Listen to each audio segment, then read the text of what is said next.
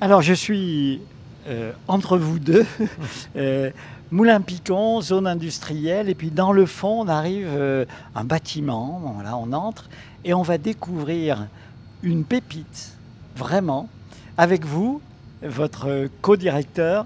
Vous avez créé depuis 22 ans, 23 ans, une entreprise qui a grandi, et puis vous avez conçu ce concept dans lequel nous nous trouvons et on va le visiter avec vous.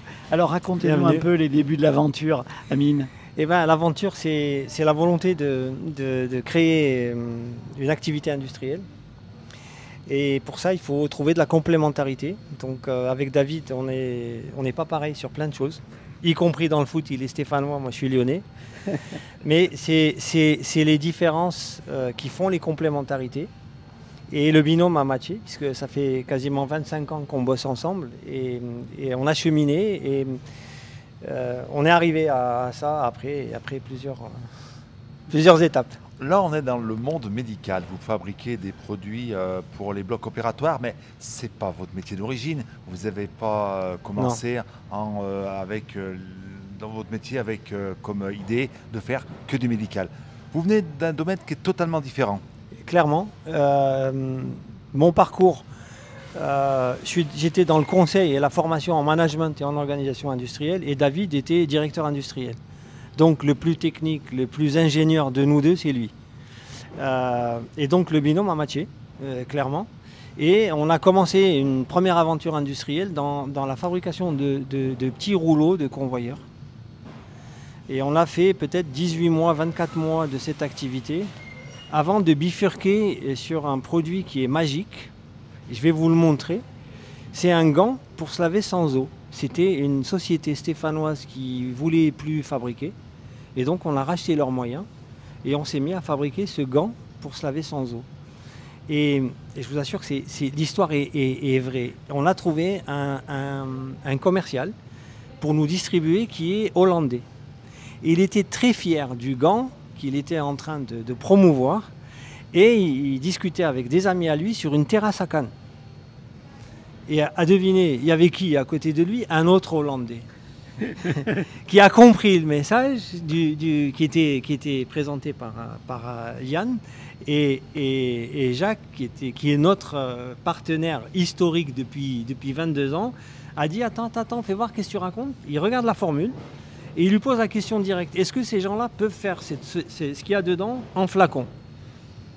Donc l'autre, il était incapable de répondre. Il dit, ah bah attends, je vais les appeler. Et il m'appelle, attends, il y a un mec qui veut vous voir, là. Et on rencontre ce Jacques, qui est un membre de la famille maintenant, et qui nous dit, bah écoutez, si vous êtes en capacité de vous réorganiser, moi je joue avec vous. Et l'histoire est partie. En 2007, les premiers flacons ont été remplis dans le site historique qui était au Maroc.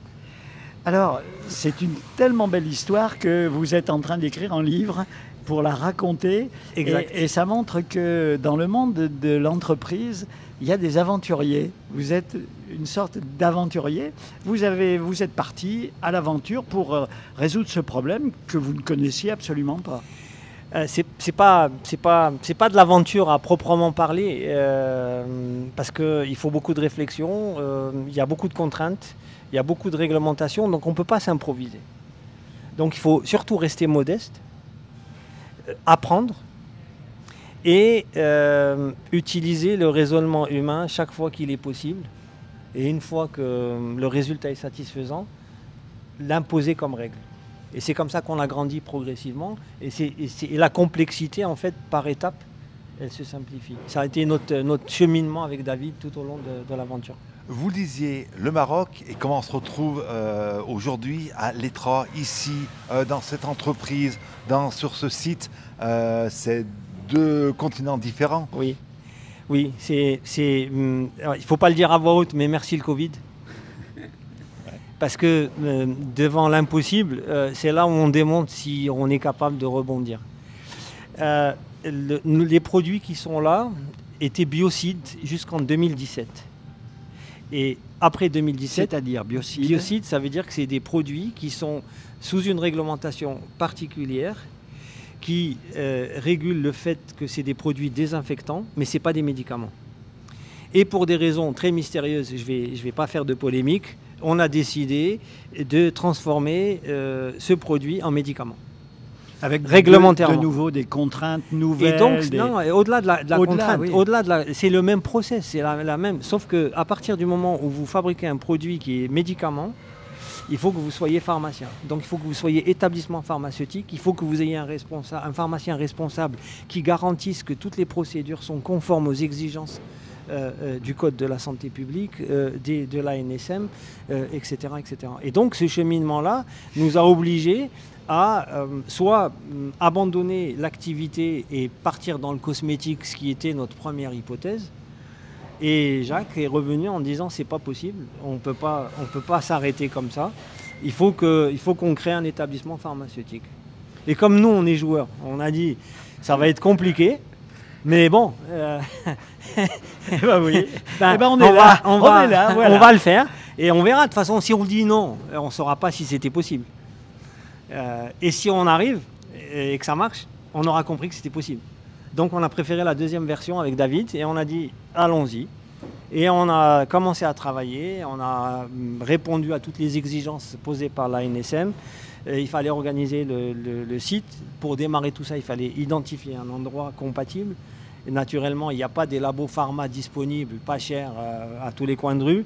Donc il fallait trouver un local qui soit conforme dans les généralités aux exigences de l'ANSM et ensuite le structurer. Qui correspondent vraiment au cahier des charges imposé clairement. Ben, c'est ce qu'on a fait parce qu'il n'y a rien. Cet organisme, ouais. Il n'y a rien. Alors, ce qu'il y a d'impressionnant, c'est qu'il n'y avait rien ici. Enfin, il y avait un bâtiment. Il y avait un bâtiment. Qui avait une autre activité qui était dans la métallurgie. Voilà, il y avait une zone de bureau que vous n'avez pas touchée, mais tout le reste, vous l'avez complètement conçu en utilisant vos compétences des process antérieurs, mais avec de nouvelles exigences. Oui. Et alors, vous nous avez expliqué, quand on est venu visiter avec vous, qu'on fait un tour dans un sens, mais qu'on ne peut pas repartir dans l'autre. Il y a impossible d'avoir un croisement de flux. Pas de croisement de flux. Il ne peut pas y avoir du vide et du plein qui se croisent. Donc ça veut dire que le circuit, c'est un sens unique qui va du mélange au remplissage, l'étiquetage sur emballage. Et si j'utilise les termes pharmaceutiques, conditionnement primaire, conditionnement secondaire. Et on ne peut pas avoir du primaire et du secondaire qui se croisent. On parle d'un produit depuis tout à l'heure, mais ce produit, c'est quoi? Il sert à qui, à quoi, le but de ce produit? Parce qu'on ne l'a pas présenté, ce produit. Évidemment. Ce produit, c'est un antiseptique. Ça veut dire que c'est quelque chose qui désinfecte. Préopératoire, ça veut dire que c'est un produit qui s'applique sur une peau saine pour la désinfecter avant un acte chirurgical. Donc il est réservé aux professionnels. Clairement. L'intégralité de ce qu'on produit finit dans un bloc opératoire. Et un bloc opératoire chez nous, mais aussi grâce à vos connexions un peu partout en Europe. Un peu partout en Europe, on aimerait bien, mais on est très présent Pays-Bas, Belgique, très présent Norvège, Suède, avec des ambitions sur Danemark, Finlande, les pays baltes. Et le reste, si vous revenez, on fera une saison 2 et je vous donnerai les épisodes. Alors, vous nous avez fait voir, et on le verra d'ailleurs sur les images de Jean-Marc, que les bouteilles, les conditionnements sont les mêmes, mais la teinte à l'intérieur n'est pas la même, parce que selon les pays, les chirurgiens ont l'habitude, et puis il faut être conforme aux normes de chacun. Alors, à la base, le produit est cristallin, il est incolore. Et ça représente peut-être, je dirais, à la louche 60-65% de nos productions. Par contre, les chirurgiens, quand ils ont un geste invasif long, etc., veulent s'assurer qu'ils ont parfaitement désinfecté l'endroit où ils vont opérer. Et donc ce colorant va teinter la peau intégralement et de manière facilement distinguable et tout au long partout où il aura passé le produit. Et donc ça lui permet de s'assurer que toutes les zones qu'il a souhaité désinfecter ont été réellement désinfectées par cette teinture. Alors quand on arrive au début de la boucle, ben, on trouve des palettes avec des emballages, Oui. des flacons Oui. et des bouchons. Oui. Des bouchons, vous avez d'ailleurs trouvé le moyen que ce soit les mêmes, quelles que soient les bouteilles, pour, Oui, pour normaliser, pour aller... je pense qu'on ne doit Ça, pas être c'est les... vous avez des petites techniques comme ça. Non, oui, on n'est pas les seuls, il faut rester modeste. Mais on n'a pas... Il faut simplifier pour rester maître de la situation, même quand c'est complexe. Et ce qu'on a conçu dès le départ avec David, c'est que tous nos flacons, quelle que soit leur contenance, avaient le même col, avec le même pas de vis. Même donc, diamètre. Et donc pour pouvoir utiliser exactement le même bouchon. Et comme en bloc opératoire, c'est normalisé un peu partout, c'est un bouchon blanc. Donc ça veut dire que ici, tous les produits qui sont pharma ont rigoureusement le même bouchon, quel que soit le 100 ml, le 125, le 500, le 250 ou le 1000, c'est exactement. Donc il y a une référence, il n'y a pas de confusion. Et la gestion des stocks, elle est simple. Bien sûr. Et puis, il faut être astucieux. Quand vous avez une seule référence, vous achetez en plus gros volume. Et donc vous avez des meilleurs prix. Voilà, les coûts sont plus bas et puis ça fait du bien pour l'écologie, on balance pas des bouchons. Après, ils sont recyclables, voilà, les nôtres. Ils sont recyclables. Vous avez nos flacons, nos étiquettes, tout est recyclable à 100%. Vous avez vraiment dupliqué ce que vous aviez bâti au Maroc ici. L'idée générale, mais pas dupliqué, on a amélioré. Oui, parce qu'il y a eu 20 ans d'écart quand même. Donc on a eu 20 ans d'expérience en plus. Alors, donc c'est une version qui a un lien, on va dire qu'il y a un 2.0, lien. voilà, On va dire 4.0 peut-être. 4.0. Si, il y a un lien de cousinage, mais Ouais, effectivement, le process le est fil même, conducteur mais est le tous même. Tous Mais les éléments sont plus normalisés, complexes. du fait que ici c'est un établissement pharmaceutique, donc on a beaucoup plus de contraintes. Des palettes, des bouchons, et puis on a eu le privilège de voir la salle des mélanges. Alors vous faites pas ça avec une bouteille qu'on remplit et une autre, c'est extrêmement organisé, Oui. méticuleux, et avec des machines, des concepts que vous avez conçus. Non, Que vous avez on a adapté, fait faire, ouais, que on vous a avez fait fait faire, faire, on a mais fait que faire vous pour avez- correspondre. Mais on a été dans l'inspiration. Expliquez-nous un peu. Donc comment nous, ça commence. en pharmacie, il faut qu'il y ait d'abord répétabilité, rigueur et traçabilité. Ça, c'est important. Et donc ça, c'est pas possible de fonctionner autrement. Même on peut s'imaginer que c'est compliqué faire du papier, mais au final, on est toujours gagnant parce qu'on sait exactement, étape par étape, où c'est qu'on en est. Et donc ça, on va dire, c'est le principe directeur de la conception de la salle des mélanges. On travaille en poids, parce que c'est une valeur qui est constante. Si on travaillait en volume, selon qu'il fait froid ou il fait chaud, Oui. donc on travaille en poids. Deux produits. Vous mélangez trois produits. 3 voire 4. Voire 4. De l'eau d'abord. De l'éthanol. L'éthanol. Mais on va pas tout dévoiler. Oui. On ne va pas dévaler la recette miracle, c'est comme un cuisinier. Mais Alors, plusieurs produits. Oui, donc il y a plusieurs produits. On va selon la formule qu'on a à produire, on va mettre une quantité de l'ingrédient 1. Et c'est pas un scoop. L'éthanol est un désinfectant, donc c'est un ingrédient majeur et j'irai pas plus loin sur le reste. Voilà. Donc on va avoir cuves, tout simplement des citernes de matières premières qui sont reliées au mélangeur par des pompes. des pompes, des tuyaux, Exactement. des membranes, Exactement. des soupapes. Et puis alors, moi, ce qui m'a frappé, oui. c'est la double sécurité. Il ne peut pas y avoir d'erreur. Enfin, on croise les doigts. On dit que voilà, l'erreur. Mais peut on être se met humaine, dans la oui. configuration de réduire au maximum la probabilité d'erreur. Si une erreur, ça ne démarre pas. La machine, c'est la sécurité. Et on ça démarre peut pas faire un faux mélange. On va faire une autre bêtise, mais on va pas faire un faux mélange. On peut Et pas ça, envoyer c'est l'ingrédient A dans la cuve B alors qu'il fallait que ça, c'est pas possible. Parce que on a un contrôle extérieur des pompes et on a un contrôle intérieur des vannes. Et si les deux opérateurs ou opératrices en l'occurrence ne sont pas coordonnés, ça peut pas marcher.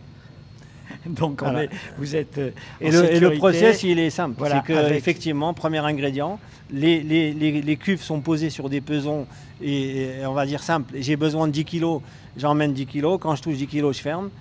Je dois passer l'ingrédient 2, j'ai besoin de 50 kg, je passe 50 kg. Et j'ai besoin du troisième. Et après, je fais une agitation. Alors, le mélange... qui va durer un certain temps. Bah oui, et là après, encore, on va prélever. On va prélever. Et ce qu'on a prélevé, il va falloir qu'on vérifie que c'est exactement ce qu'on veut. Oui. Et si c'est ce qu'on ne veut pas, eh ben, il va falloir refaire, régler, remodifier. Et il faut être très patient parce que la chimie, c'est têtu. Voilà, c'est comme la pâtisserie. Il faut que ce soit voilà. absolument Et une fois qu'on a validé le produit, il est libérable. Et donc, on peut passer au conditionnement primaire que vous allez voir tout à l'heure. Voilà. Sur la Alors, machine. on comprend le processus. Les mélanges sont faits, ils sont sécurisés. Il y a petite imprimante qui permet d'étiqueter absolument tous les mélanges qui ont été faits. Puis après, c'est le conditionnement, mais là encore avec énormément de précautions, de salles stériles, une salle blanche. Non, c'est pas stérile. On n'est pas en stérile. Mais c'est une pas salle loin. blanche. Une Non, salle non, blanche. on est loin. Expliquez-nous. C'est une salle blanche, ça veut dire que l'atmosphère est contrôlée pour être sûr qu'on soit en deçà d'une quantité de particules par centimètre cube d'air. Il y a des normes, ça va de stérile où il faut qu'il y ait 0 à classe 8. Nous, c'est le niveau qu'on a, même si la nôtre, elle a une performance supérieure, on doit être entre 6 et 7 voilà, plutôt. Vous êtes... Mais ce n'est pas un choix, c'est la performance des moyens qu'on a installés qui permettent ça. Voilà. Donc on n'a pas essayé de faire plus vite que la musique, mais il se trouve que ça nous arrange, que ça nous donne une sécurité additionnelle. Alors là aussi, vos collaborateurs et vous-même, il y a des tenues, tout un process. Oui, il y a une habilitation salle blanche, n'importe qui ne peut pas rentrer. Sur l'équipement, n'importe quel équipement, tenue, vêtements, n'est pas... Donc les chaussures de l'intérieur ne sortent jamais. Les vêtements sont ultra propres et ne sortent jamais du sas. Et ils sont changés. Il y a un circuit qui va faire que en hiver tous les 2 jours. Maintenant, même s'il fait 20 degrés constant dans la salle blanche, c'est tous les 2 jours. Ils sont changés donc tous les 2 jours. Ils sont stockés sous vide. Et ça, c'est important. Oui. Donc vraiment, vous faites attention à la moindre chose. C'est la règle. C'est la règle. Non, on fait pas. C'est pas un effort d'attention. C'est un respect des conditions. Charges, oui. Voilà. C'est pas. Je veux dire, on peut discuter sur plein de choses, mais c'est comme ça voilà. Ou c'est pas. Il n'y a pas de juste milieu. Vous contrôlez parce que vous avez un service qualité interne et vous êtes contrôlé. Et ça, c'est important. Nous, en tant que quand on fait du produit pharmaceutique, nous on le valide qu'il est bon, mais il faut qu'on ait un contrôle extérieur qui confirme notre évaluation avant de le libérer et de l'expédier aux hôpitaux. Mais peut-être, on est en train de développer une formule, vous allez revenir la découvrir, c'est sûr. Voilà, alors, saison 2, une formule qui va peut-être, si on arrive à nous mettre d'accord avec les habilitations, avec les autorités, peut-être qu'on pourra accélérer ce processus en garantissant un deuxième contrôle par nos soins. Voilà, mais ça, c'est saison 3. Voilà, on va dire. Ce qui, voilà. Alors, les produits ont été mélangés, toutes les précautions ont été prises. Ils sont ensuite mis dans les flacons. Et puis, les cartons sont prêts à partir. Alors, il y en a derrière nous, un peu partout en Europe, surtout en Europe du Nord. Votre entreprise que vous avez inventée il y a 7 ans, au fond, ça marche. Ça marche. Ça marche pas tout seul. Non, mais par rapport à ce que vous aviez envisagé. Eh ben, nous... 7 ans après, vous en êtes où? Que du bonheur. Beaucoup plus de cheveux blancs qu'il y a 7 ans. mais que du bonheur parce que... Que du bonheur. Parce que toutes les contraintes, tous les efforts et la qualité de l'équipe. Alors, vous nous avez raconté une belle histoire.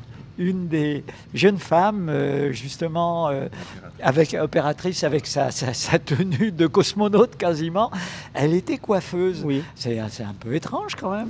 Non, parce que... Ah bah si. Non, racontez-nous. Parce que depuis 25 ans avec David, on considère que c'est la valeur de la personne qui prime parce que la formation, on va l'assurer. Et... une entreprise, c'est un métier. Même si elle a des concurrents dans le même métier, une entreprise, c'est un métier. Et donc, il n'y a pas mieux placé que nous pour former les gens et les amener au niveau qu'on attend d'eux. Donc ça veut dire que c'est bien d'avoir des diplômes, c'est bon d'avoir une expérience, mais est-ce que la fibre de la personne est prête à l'aventure? Elle est prête à nous suivre. Et toutes les personnes qu'on a recrutées ici, et il y a plus longtemps au Maroc, c'était sur cette base-là. C'est l'histoire de vie de la personne va matcher avec l'aventure. Et donc dans notre management, on travaille plus la responsabilité, l'autonomie, que la directivité. Et si ils ne deviennent pas entrepreneurs eux-mêmes, ils ne survivent pas. Il faut que les personnes qui travaillent avec vous adhèrent à 100% au Clairement. projet. C'est leur boulot. Voilà. C'est leur boulot. C'est leur boulot. Il n'y a pas mieux que soi-même pour défendre son boulot. J'aimerais revenir quelques secondes, si vous le permettez, au Maroc. Oui. Maintenant, ce qui est ici, vous l'exportez au Maroc, les nouvelles techniques, elle existe toujours au Maroc, cette entreprise? Elle existe toujours, oui. Elle évolue toujours, mais elle va être destinée à produire pour le Maghreb et l'Afrique francophone. Et celle-là, elle va être destinée à produire pour l'Europe du Nord. Après, la technologie, nous les pesons là-bas, ils sont moins précis, moins sophistiqués, enfin moins technologiques que ceux d'ici, mais c'est le même système de fonctionnement. La machine, c'est exactement la même technologie, avec moins d'automatisme, pour éviter d'être en dépendance de maintenance. Donc il y a de l'automatisme chaque fois que c'est incontestable, et il y a du moins automatique chaque fois que c'est compatible avec une ergonomie de travail confortable. Voilà. Alors, on va s'arrêter parce que le temps passe avec vous. Vous êtes saison 2, un redoutable interlocuteur passionnant. Il y a du développement. Oui. Il y a du développement. Vous avez de nouvelles idées parce qu'on a l'impression ici que vous avez fait un peu le tour de la question. Non, jamais. Jamais. Jamais. Alors le développement. Jamais. Développement, il faut qu'on trouve de l'espace. Peut-être qu'on en a trouvé, pas très loin. Pour intégrer du développement. Pour intégrer 2 autres produits. Toujours autour du monde hospitalier et de l'hygiène de la personne. D'accord. Mais toujours en lien avec on se renie vos compétences que vous savez faire. Ouais. Et donc ça va être 2026 va être un virage dans la poursuite de notre aventure. Après, il faut que les virages soient de plus en plus rapprochés parce que j'ai des kilomètres au compteur. On a le sentiment, quand on vous écoute et puis quand on voit les sourires des personnes, même si c'est un travail, c'est pas semblant. On a croisé aussi votre pharmacien qui est ravi manifestement de travailler avec vous. Comment vous faites pour que ça soit comme ça quand même, parce que c'est pas toujours comme ça dans le boulot, surtout un boulot qui est quand même un peu industriel, hein, c'est de la production, c'est pas des idées, c'est pas... Comment voulez-vous créer un rapport de confiance si on ne met pas les personnes à l'aise et qu'on est très clair d'entrée de jeu sur les exigences qu'on a à leur endroit? C'est votre manière de manager. C'est clairement. Pas plus compliqué. Clairement, mais aussi exigeant. Mais c'est très sévère. Très exigeant. Parce que la confiance, c'est une fois. C'est une fois. C'est une fois. Tout à l'heure, vous avez dit, quand on a fait le tour, un truc à propos de cette personne qui était coiffeuse. Au bout d'un moment, vous lui avez dit, jamais ça marche, tu es comme chez toi ici. C'est ça, il faut que les personnes qui travaillent ici se sentent chez eux. Mais comment rendre quelqu'un responsable de son boulot s'il considère que c'est un boulot et pas sa responsabilité? C'est ça. C'est pas sa chose. Ouais. Comment voulez-vous? On est trop petit pour se permettre d'avoir un mode de fonctionnement utilitariste. Je fais mes heures et je me casse. Excusez la vulgarité du terme, mais c'est clair. Hein. C'est dans le style. Bien sûr. Donc ça veut dire qu'il y a un moment, il faut voir les choses. C'est un enjeu. L'industrie n'est pas une démocratie puisqu'on n'élit pas son chef. Oui. On est d'accord, une entreprise, voilà. Il y a des gens qui prennent des décisions pour d'autres, mais simplement ceux qui doivent suivre ces décisions, s'ils ne le comprennent pas, s'ils ne sont pas à proximité et en aisance pour pouvoir poser les questions, sans se sentir mal ou dire attends, je peux pas dire, il faut que je dise oui, mais j'ai pas compris, mais je dis oui. On n'ira nulle part. Et effectivement, au Maroc comme ici, vous discutez avec les gens, c'est leur boulot, c'est leur chose. Et quand il y a un problème, c'est eux les principaux agacés avant que ça nous remonte. dire attends, ça va pas, viens voir, il y a un truc là, c'est pas possible, faites quelque chose. Donc, et puis quand elle a trouvé un réglage où on a gagné 3 secondes sur le process, on a l'impression qu'elle a fait une corrida et qu'elle a battu le taureau. Eh ben, ça sera le mot de la fin. Merci de votre confiance, de nous avoir montré. Alors nous avons tout vu sur les images. Vous ne verrez pas tout parce qu'il y a du secret industriel, mais on a compris l'essentiel. C'est les qualités humaines finalement qui font la différence. C'est la relation. C'est la relation. C'est la relation. On n'est pas des automates. Merci. Merci pour votre visite. Quel bonheur. Et puis merci, on est à l'ETRA, ben on est bien à l'ETRA. Et on continue. On continue notre semaine à l'ETRA. Merci pour votre visite. Merci. RCF, la joie se partage.